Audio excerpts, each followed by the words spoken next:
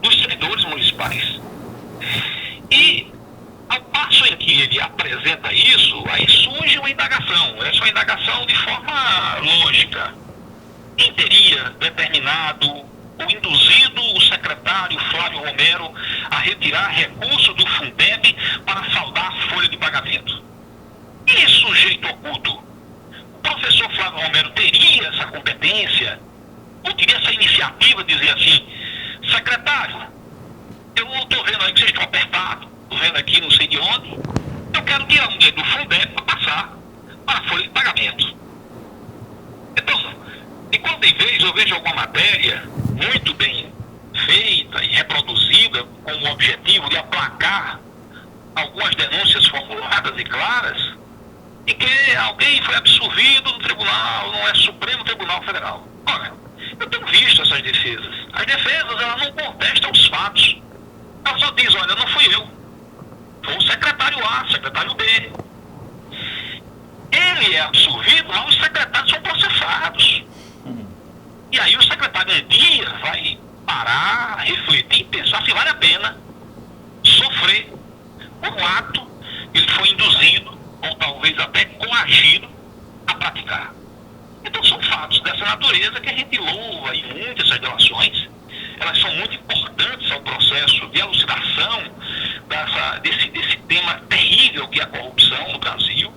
Recentemente, agora saiu hoje à noite uma pesquisa onde mostra que a corrupção é um dos problemas que está assim na cabeça do brasileiro e é uma coisa de muita preocupação, porque quando se fala em retirada de recurso público, se fala em na má prestação de serviço. Você está tirando da boca da pessoa que precisa da creche, daquela criança que necessita da creche, do pai de família que procura um hospital, da pessoa que procura uma melhoria na assistência sanitária de lixos nas ruas. Então, você tirar isso, você está tirando de quem precisa. E recurso do povo, recurso nosso. Então, assim, é preciso que essas pessoas passem a refletir sobre isso. E de forma muito calma, muito tranquila, para que a gente possa apurar, doa em quem doer, todos esses fatos. Não estou aqui apedrejando ninguém. Se cometi algum excesso, peço até desculpas. No entanto, é deixar claro que os fatos que estou narrando, de fato, ocorreram em Campina Grande e que, infelizmente, a gente tem que enviar esses fatos às autoridades competentes para apurar em toda a sua extensão. Agora, doutor Maris, Helder Moura, boa noite. Sei do adiantado da hora, mas como é um assunto caliente que dominou a mídia nesse final de semana, é uma pergunta que eu lhe faço. O senhor confirma, algumas declarações foram publicadas e atribuídas ao senhor no final de semana, referentes à figura, ao personagem do ex-prefeito veneziano? Olha só, já dizia a física que toda ação ela corresponde a uma reação.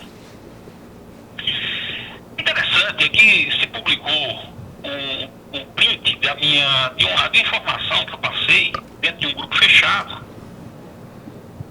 E logo se colocou e tudo mais, esse vídeo humor e muito, e achando que eu tinha atirado contra o prefeito e tudo mais. Não, mas ninguém sabe o que o prefeito disse comigo.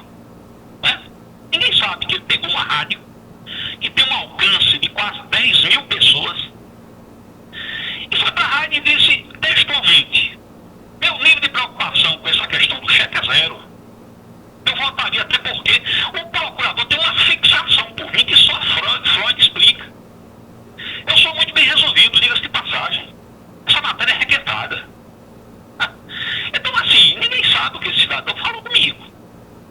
Naquele instante, eu nem escutei a entrevista. E aí meu filho passa um WhatsApp para mim: pai, olha só, o cidadão aqui está falando mal do senhor. O que foi? O que está falando de mim? Quando eu vou olhar nesse grupo, tem o que ele tinha dito ao respeito.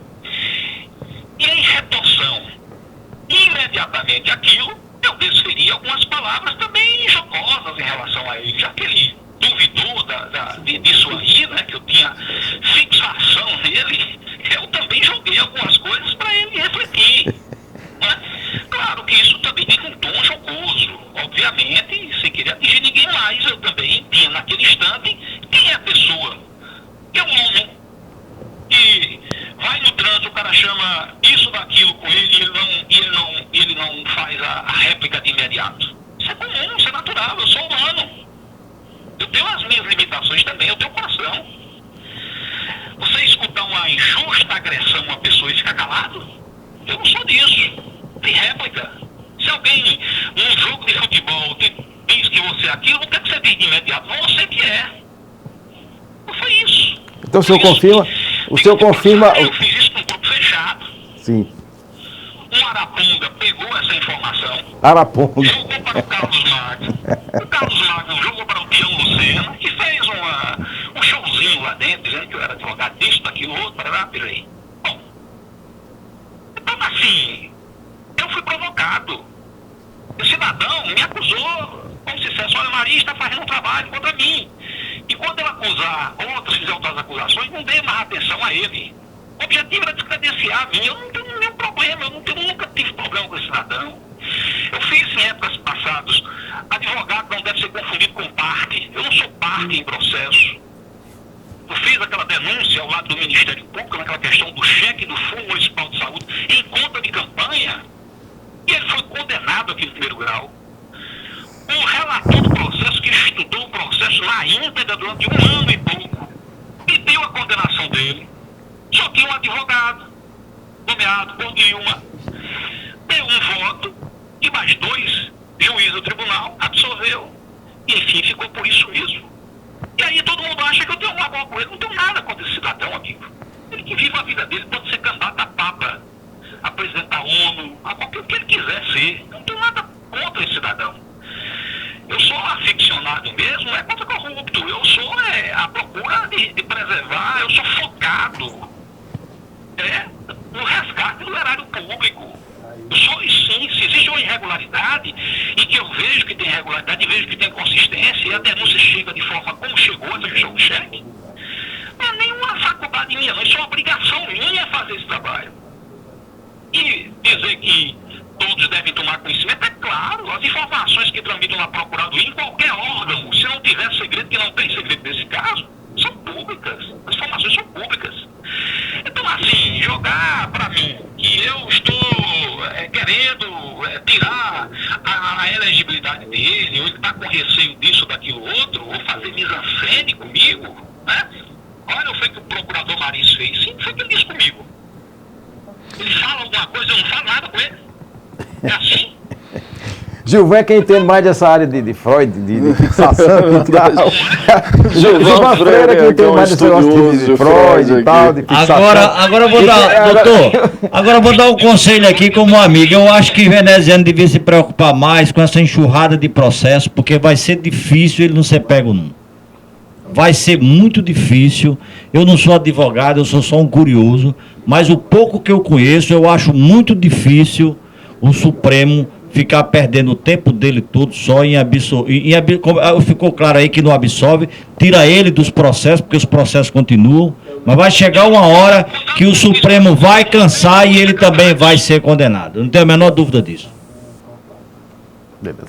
Tá bom, muito obrigado. Boa noite, doutor Zé Marias. Eu lhe agradeço, Sandildo. E sempre às ordens, um abraço aí, Gilvan, a Elda e a Maurílio, enfim, estou sempre à discussão. Eu estou aqui, o meu objetivo é único e exclusivo, apresentar à sociedade campinense fatos concretos, recheados de provas. Eu não venho aqui para fazer qualquer tipo de elucubração, de pensamentos próprios, mas sou instrumento da lei, e a lei impõe que eu assim conduza os destinos da Procuradoria.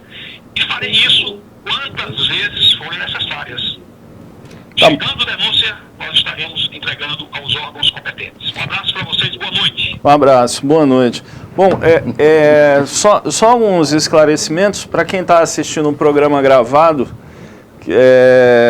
porque nós tivemos um probleminha durante a transmissão. Você convidou o pão ou o resultado? O resultado parece toda vez que a ex-primeira-dama entra, a gente acaba a gente acaba sofrendo aí uma queda. É uma coisa mais estranha, né? Sempre Quer dizer entra um que pinto na linha, né? Pâmela consegue ser mais temerária do que todos nós juntos. Sem aqui, dúvida. né? Mais do que todos nós, e olha que hoje nós tivemos Harrison Targino, que foi uma entrevista muito forte também, para quem eventualmente está acompanhando só agora no finalzinho, mas a participação dele foi bem esclarecedora. E agora essa de José Mariz aí, que teve detalhes inclusive freudianos. Pois né? é, caso de fixação, né? Transferências e coisas de tal. Né? É saber quem vai ficar no divã dessa academia aí, né? Olha, a título de... Ou só na academia. Pois é, vê só. Interessante, Ramos de Mari. Eu tinha um amigo que gostava de ir na academia para ficar olhando o peitoral do... E era? Você fazia isso? Eu tinha um amigo. Ah, sim, você tem um amigo. Muito bem. Por que você disse isso? É porque foi essa a expressão usada de Zé Mariz contra a veneziana? Não sei, era. Aliás, eu nem vi. Foi, não, foi. Parece que foi algo parecido, né? Alguma coisa assim. Não vi não. Porque eu estou falando que meu genro tem uma academia. Ah, sim, entendi. E em academia acontece muita coisa. Gilvan, quando vem de Maurílio esse tipo de perversidade, a gente tem que estar prevenido. Ô, Helder, eu só queria também. uma confirmação com o pessoal. Está sendo gravado e depois vai estar sendo Mas disponibilizado. nós estamos né? ao vivo agora, nesse momento? Não estamos. Eu Já saímos prefiro- faz tempo. Eu prefiro o combate à corrupção, viu? Já há 20 minutos nós estamos no ar, é isso? Isso. Olha só, enquanto a gente estava no ar, o Ramos, que é o gerente da rádio de Mari, né? E é uma figura fantástica, né? Porque ele é acho que um dos maiores símbolos de resistência que eu conheço. Ele enfrenta tudo e todos com uma bravura extraordinária. Ele mandou uma mensagem aqui que nos assiste regularmente, Gilvan. E um abraço a todos. Ele diz o seguinte aqui, ó. Eu vou dizer o que ele está dizendo aspiado. A título de informação, o prefeito de Mari está administrando o município com a liminar de antes da eleição de 2012. Olha só, Gilvan, tá vendo? Ele foi candidato com uma liminar e nunca foi julgada. E já vai terminar o mandato este ano. Assunto para a Justiça Eleitoral dar o seu veredito. E, bom, estamos fora do ar, teve a história da carta, né? Que Isso. alguém mandou aqui uma cópia da carta que foi publicada na internet, numa rede social, pelo senhor Roberto dos Santos Sabino, que vem a ser parente da corte, né? Eu acho que... É o cunhado de Ricardo Coutinho, casado com a irmã de Ricardo Coutinho, Sim. e sofreu uma agressão da parte dela. Eu Ela, a mesma que agrediu o Pâmela, isso? Pronto, aí, se for conveniente, nós poderemos ler aqui a carta. Na verdade, é uma carta, é um texto pequeno, razoavelmente pequeno. Diz o seguinte: o que acontece é que faço uma coisa rara no país, entre as pessoas. Estou mostrando a corrupção numa conta bancária conjunta minha e isso está me custando muito caro. Preste atenção, viu, Maurílio? Como é? Vou ler de novo. O que acontece é que faço uma coisa rara neste país, entre as pessoas. Eu estou mostrando a corrupção numa conta bancária conjunta minha e isso está me custando muito caro. Mas preciso falar, pois usaram a conta, e não foi pouco. E quem faz isso pensa que pode fazer qualquer coisa, viu, Gilvan? Não pode. Aí o preço meu tem sido muito alto. Mas me envolveram em sistema corrupto. E eu não sou corrupto, Janildo. Meu advogado quer calma. Eu quero mostrar o caminho da fortuna que entrou na conta e não é minha, diz ele. Tem outros donos... É minha a fortuna, né? A conta é. A conta em é a conjunto fortuna com a mulher não. dele. Segundo ele está dizendo aqui.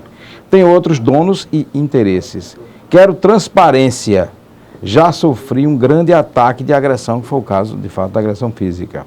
Incomodei e vou mostrando. A conta é minha, o dinheiro não. E meia gravidez é algo que eu não acredito. Eu vou usar uma metáfora, certamente, né? Vai ser difícil me calar. Envolveram-me onde nunca imaginei entrar. Agora, aguentem. O discurso de não ser rabo preso vai ter que mudar. Eles têm, eu não. Obrigado. Fiquem em paz. Isso é de quando? Essa carta é de quando? É uma carta recente, aqui nesse trecho que me mandaram não tem a data. Né? Vamos descobrir isso aqui na rede social, a gente descobre. E o cidadão assina? Assina, tá na conta dele, tá em foto dele e tudo, ele tá na rede social dele, tem conta dele tudo, tá aqui. E é realmente algo que... São essas coisas que têm tirado o sono de alguns governantes. Eu estou impressionado com esse relato, né? Não, é extremamente grave. A gente acaba perdendo um pouco aqui a linha de raciocínio. Por E a conta gente nem dessas... falou naquele episódio, mas dá tempo mais essa altura, né? Até ficou fora do ar. Do episódio João Batista, do cidadão que morreu por falta. Eu acho que essa informação mais grave de todas é exatamente essa. O cidadão que morreu por falta de assistência, apesar de ele ter, olha só, João, uma decisão judicial de 1 ano para trás, para que ele recebesse a devida assistência médica, não recebeu e morreu. Quer dizer, então, sim. Eu vou só passar aqui um negócio. Olha, o PMDB fez um debate na última segunda-feira, ou foi sexta-feira, aliás, trouxe aqui um cidadão que é o número 2 no Ministério da Saúde.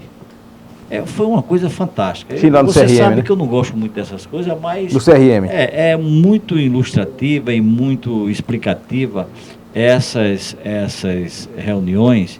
E o que eu lamento, Gilvan, é que o secretário de Saúde de João Pessoa, Bahia, Santa Rita e Conde não tenham comparecido. Porque quando você traz uma autoridade dessa, você carimba com o partido e os demais que não têm interesse nenhum de discutir as questões do povo não comparecem. Eu acho que um cidadão daquele devia vir aqui trazido por uma entidade que não fosse partidária. Mas aí o que me chamou a atenção foi exatamente isso. Eu lá na discussão, levantei a corrupção reinante no Estado e citei vários casos, inclusive de Santa Rita, do próprio Estado, tal, etc. Pedi ele para apurar o gasto com aquele hospital que está sendo construído em Santa Rita. E aí, Gilvan, ele me disse uma coisa que me deixou muito triste. O Ministério da Saúde não tem órgão fiscalizador. Ou seja, você entrega o dinheiro a um prefeito, a um governador, e ele use como quiser. Se quiser meter a mão, meta. Se não quiser, não meta. Se quiser fazer a obra de uma forma honesta, faça. Porque o órgão fiscalizador não é do Ministério. Aí um cidadão falou sobre a questão do seu João. Você sabe qual foi a resposta dele? Se fosse no Canadá, nos Estados Unidos nem sempre, porque o sistema lá é até mais complexo do que o nosso. Mas se fosse no Canadá, ou se fosse em algum país da Europa, você pode ter certeza que os criminosos, isso foi o termo que ele usou, os criminosos responsáveis por essa morte iriam pagar caro. Mas aqui não tenha tanta fé. Sim, porque lá, isso aí seria, Gilvão pode explicar melhor, mas num regime de um país sério, como é o Canadá, e os Estados Unidos também, viu? Claro. Isso Agora, seria caracterizado como homicídio. Mas o que me chamou... Não é isso mesmo? A colocação que eu estou falando aqui, não é nem tanto a questão do homicídio, que para mim foi homicídio também. Aquele advogado foi muito como inteligente na sua colocação. A segunda figura do Ministério da Educação vir dar uma palestra e dizer... Da saúde. Da saúde, e dizer que o Ministério não tem capacidade e nem tem instrumento legal para punir esse tipo de crime. Rapaz, isso é um absurdo. Mas esse tipo de como crime... é que você entrega 60 milhões de reais a um governador? Ele pode ser o mais honesto do mundo, pode ser o da Paraíba, pode ser o do Rio Grande do Sul, seja lá onde for. E o Ministério que está entregando aquele dinheiro não tem um instrumento fiscalizador, meu irmão? Isso não existe, rapaz. Não, mas por tem. isso que a corrupção é desenfreada. Não, mas tem. Eu estou estranhando porque primeiro tem logo o Denasus, né? Não, eles têm auditorias, o SUS tem auditorias, Foi o que ele colocou lá. Aí tem o TCU, a CGU. Sim, tem esse faz o controle. Mas o próprio Ministério não tem. E ele foi bem enfado. Nosso Ministério não tem órgão policial para coibir esse tipo de coisa. Que até eu acho lamentável, que depende do sistema em que você monta a estrutura de governo.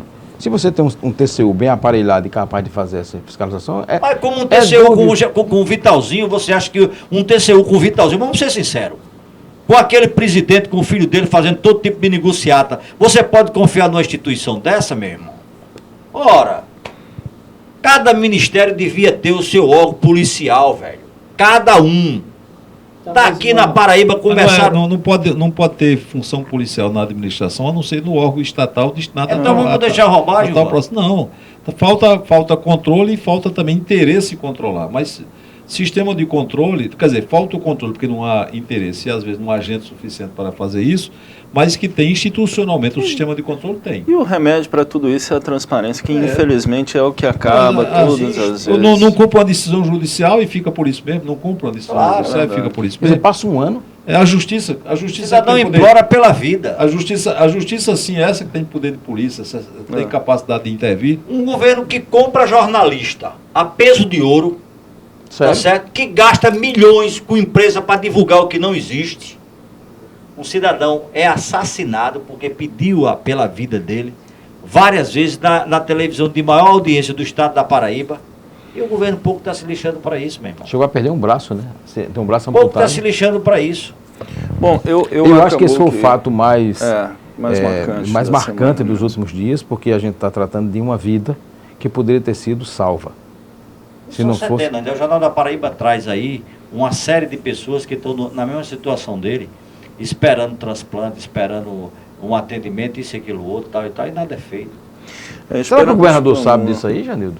Rapaz, Eu acho que ele não é só sabe, não, ele é cúmplice. Eu acho que como a gente está gravado, talvez ele não esteja sabendo ao vivo, ele só vá sabendo na reprise. Mas, de qualquer forma, mesmo gravado, já terminamos as 2 horas aí de programa, já estouramos o nosso tempo. Alguém faz alguma consideração final? Nós deixamos de abordar em comentários algumas das coisas, inclusive, tratadas, porque nós privilegiamos os convidados, os ouvintes e os convidados. Então, tal sorte que o que sobrar para a próxima semana, se ainda tiver atualidade, na próxima semana a gente fará o comentário. A minha inquietação apenas, depois desse grande volume de informações, mas o assunto que mais me interessa no caso, eu estou com o Maurílio na questão da pendenga do governador com a sua ex-mulher. Acho que isso é um assunto muito particular deles. O que me aflige como cidadão é a denúncia que ela fez, repetiu, de uso da máquina para persegui-la. Isso aí eu acho que é o grave. Essas questões envolvendo mulheres é quem tem que decidir mesmo. Agora, essa questão do uso da máquina, isso me aflige muito, porque ela pode ser usada tanto para isso, quanto para, digamos, perseguir jornalistas. A cassação do direito de mãe é um absurdo completo. Sim. Né? E eu estou dizendo isso na antevéspera do julgamento do caso, e a gente poderá ter até uma surpresa. Quer dizer, a juíza resolva examinar o caso. Sim, ela seja sensível com atenção voltada para a boa justiça. Né? Você fez um bom cálculo, eu também fiquei fazendo aqui o cálculo. Menos ser de rápido 5%, aqui. né? Eu lamento. 2 horas por semana, que dá 8 horas por mês, apenas, e mais um pernoite, quer dizer, 12 horas, 2 vezes por mês, foi o que ela falou? Para 700 e tantas horas que tem um mês, né? Pois é, então dá 48 horas, dá 50 horas apenas. Eu acho até que o CNJ deve tomar conhecimento para adotar isso como norma, né? No Brasil todo? Claro, pode adotar como norma. Foi criado na Paraíba, eu acho que deve adotar como norma. Mas o CNJ tem que ter conhecimento disso. Nós fazemos um apelo à justiça, entendeu? E especialmente à doutora, não sei, agora o lamentável... É a doutora Agamenildes, é isso? Eu acho que é. A doutora Agamenildes que ela procure, quer dizer, ninguém vai ensinar o ofício de juiz. Nós não sabemos disso, nós não entendemos disso. É a suspeição da outra magistrada, mas que ela o tempo que esse processo começou e que a gente vem discutindo aqui, o julgamento da suspensão dessa magistrada, entendeu? E aí, vamos ser sinceros, o tribunal está muito ocupado, porque não tem tempo de julgar, de colocar em pauta o julgamento de uma juíza que foi pedida a suspensão dela, por que motivo não se sabe, entendeu? Num caso desse. Não se sabe o motivo. Se sabe? Sabe. Qual foi o motivo? O motivo de suspeição era que, no caso, a juíza doutora Túlia Neves, ela é prima da vereadora Raíssa Lacerda, que seria, segundo essa pedido de suspeição dos advogados do governador, seria amiga de Pâmela. Uma suspeição do ponto de vista jurídico atípica. Ou então, não existe um regulamento, não existe um regra no sistema legal, um tipo de suspeição dessa natureza. O pedido foi baseado nisso. O medo agora, Gilvan, que a Justiça da Paraíba não consiga mais julgar ninguém, porque sempre vai ter um juiz ou um desembargador que é amigo de alguém. Isso não está no regulamento. O pedido foi baseado nisso. Agora, lamentável é não ter isso ter sido colocado em pauta para julgamento, né? Já devia, inclusive... Se deixar que o caso chegue ao final, sem que a juíza titular tenha o direito de exercer o seu ofício. Inclusive, eu estou nessa ação como fui convocado como testemunha, porque meu telefone foi grampeado. Foi grampeado e eu tive o desprazer... Eu soube também que o meu foi. Eu tive o desprazer de ver trechos de uma conversa minha numa rede social que foi reproduzida dentro desses autos aí. Aliás, eu soube também que o meu foi. Eu fiquei preocupado porque pensei que tivesse sido algum marido traído que tivesse grampeando meu telefone, Será, mas mano? pode ficar tranquilo, porque ultimamente eu estou muito ocupado, não estou tendo tempo para essas coisas. Então, tem muito grampeador que está grampeando, que está fiscalizando os outros, mas não está fiscalizando a sua própria casa, né? Esse é um O senhor problema. do Tá sem espelho, grampo, é? Está sem grampo. Ele não entende que a E há nossa... muito tempo. Ele há tem um muito grampeador, tempo- mas tá sem Há grampo. muito tempo está com o grampeador dele sem funcionar muito Ai, ai, bem. só para encerrar, Grampeadores só pra estão encerrar achando minha a nossa participação, vida só pra muito encerrar minha participação, monótona, inclusive. torci para que a doutora H. Menezes, no caso, ela avalie melhor, ele vai ensinar ofício a magistrado jamais, mas que ela avalie melhor. Deve uma surpresa. De repente, fazendo essa questão do tempo que você Seja feito fez. direito, né? Essa questão do tempo que você fez, de apenas 50 horas, num total de 720, que de fato é muito desproporcional. E que a gente possa começar a ver, finalmente, o julgamento do caso do TRE aqui na Paraíba. Isso. Não é que vai punir o governador, condenar o O governador. caso que haja julgamento. Jampa, o caso Jampa, o caso do Cuiá. Esse a gente São já casos pediu. que toda segunda-feira aqui eu vou cobrar. Sim, tá certo. Tá certo? Eu vou cobrar. Eu já pedi, inclusive, para descobrir qual é o juiz que Eu está com o achava caso que era o do único Cuiá. Eu achava que era o único programa em que você não ia falar do Cuiá, eu achava. Não, eu vou falar todo dia até encher o saco da justiça e ela tomar uma decisão. Mas realmente nós já estouramos o tempo. Sim. É uma boa noite para você que nos assistiu, um bom dia, uma boa tarde, dependendo da hora que você está assistindo aí pelo YouTube. Interaja conosco através das nossas redes sociais. Um forte abraço e muito obrigado pela paciência e pela audiência. Rapaz, a gente teve uma audiência estrondosa.